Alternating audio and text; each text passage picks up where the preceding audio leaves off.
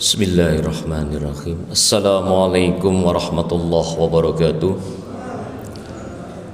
Alhamdulillahilladzi anzalal Qur'an hudan linnasi wa bayyinatin minal huda wal furqan. Asyhadu an la ilaha illallah wa asyhadu anna Muhammadan abduhu wa rasuluh. Allahumma shalli ala Muhammadin wa alihi wa sahbihi ajma'in, amma ba'du. Hadirin sama salat subuh yang mudah-mudahan senantiasa dirahmati oleh Allah. Senantiasa kita memanjatkan puji syukur kehadirat Allah Subhanahu wa taala. Subuh pagi hari ini Allah masih memberikan kesempatan dan kenikmatan kepada kita semuanya. Mudah-mudahan kita semuanya senantiasa diridhai oleh Allah Subhanahu wa taala. Amin. Subuh pagi hari ini saya ingin melanjutkan kultum kita berinteraksi dengan ayat Al-Quran. Saya akan bacakan surah At-Tahrim ayat 8. Sudah bersambung At-Tahrim ayat 6 sudah kita sampaikan tentang kita diminta untuk menjaga diri dan keluarga dari siksa neraka. Ayat ke-7 beberapa waktu yang lalu kita sampaikan tentang orang kafir nanti di akhirat nanti masih memberikan argumentasi. Pada hari perhitungan itu bukan lagi tempat untuk berargumentasi, tapi mempertanggungjawabkan semua perbuatan yang dilakukan. Pada kesempatan ini saya ingin menyampaikan surah At-Tahrim ayat 8 yang saya baca dalam ayat pertama tadi. Allah berfirman, A'udzubillahi minasyaitonirrajim. Ya ayyuhalladzina amanu tubu ilallahi taubatan nasuha asa rabbukum ayyukaffira ankum sayyi'atikum wa yudkhilakum jannatin tajri min tahtihal anhar yauma la yukhzillahu an-nabiyya walladzina amanu ma'ah nuruhum yas'a baina aydihim wa biaymanihim yaquluna rabbana atmim lana nurana waghfir lana innaka ala kulli syai'in qadir. Agak panjang sedikit. Artinya, wahai orang-orang yang beriman, bertaubatlah kepada Allah dengan taubat yang semurni-murninya, taubatan nasuha. Mudah-mudahan Tuhanmu akan menghapus kesalahan-kesalahanmu dan memasukkanmu ke dalam surga yang mengalir di bawahnya sungai-sungai pada hari ketika Allah tidak menghinakan Nabi dan orang-orang yang beriman bersamanya. Cahaya mereka memancar di hadapan dan di sebelah kanan mereka sambil berkata, ya Tuhan kami, sempurnakanlah untuk kami cahaya kami dan ampunilah kami, sesungguhnya Engkau Maha Kuasa atas segala sesuatu. Itu bunyi ayat dan terjemahan surah At-Tahrim ayat 8. Mari kita sedikit mengkaji, memahami ayat ini hadirin sekalian. Ada beberapa poin penting di dalam ayat yang saya bacakan tersebut. Dan poin-poin penting ini perlu kita pahami bersama. Yang pertama pemahaman kita adalah perintah dari Allah agar kita semuanya senantiasa bertobat dengan yang sebenar-benarnya taubat, taubatan nasuha.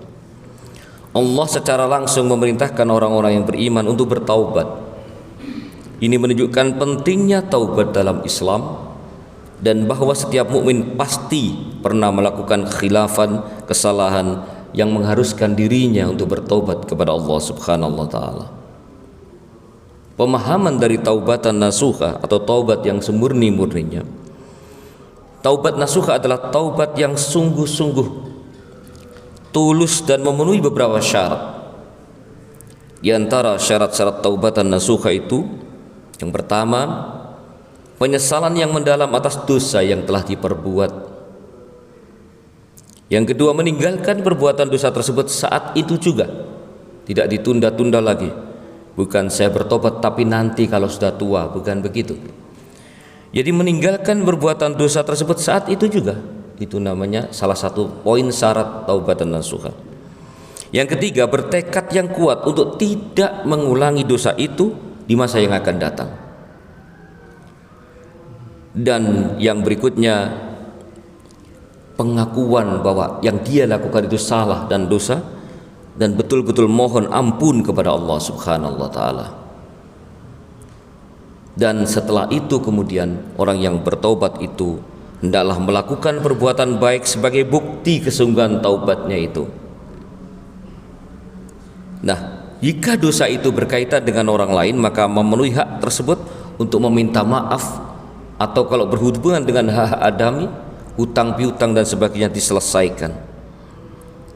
Itu hadirin sekalian beberapa poin tentang taubat yang sungguh-sungguh atau taubatan nasuha. Nah, kemudian janji Allah bagi yang bertaubat dengan taubat yang sungguh-sungguh, maka Allah menjanjikan beberapa keutamaan bagi mereka yang bertaubat dengan taubat yang tulus atau taubatan nasuha. Yang pertama, janji Allah akan menghapuskan dosanya.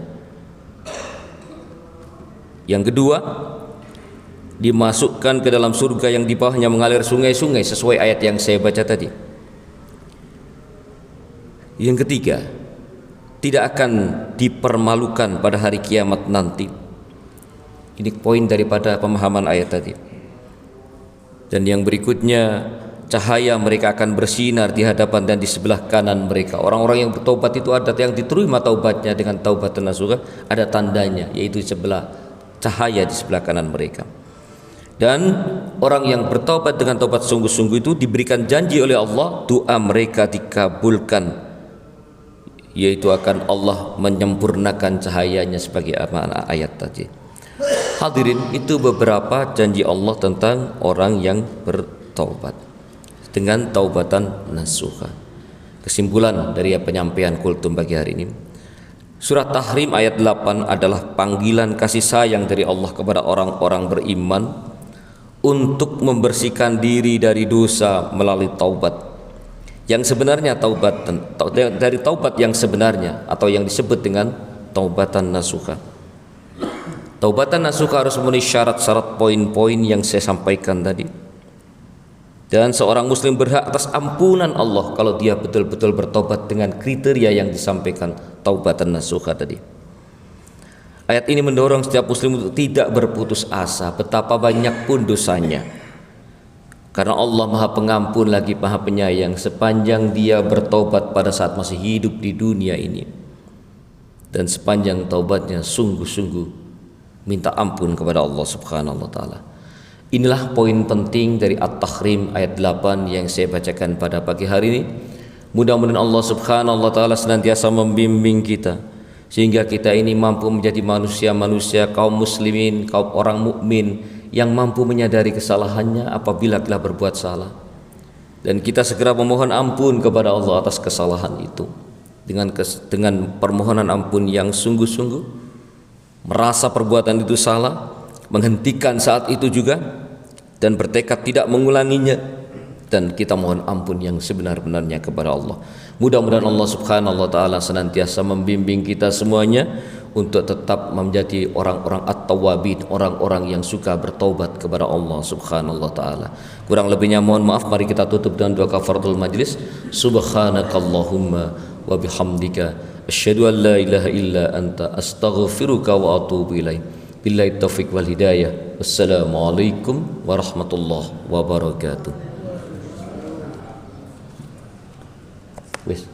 Mohon para pengurus takmir yang ada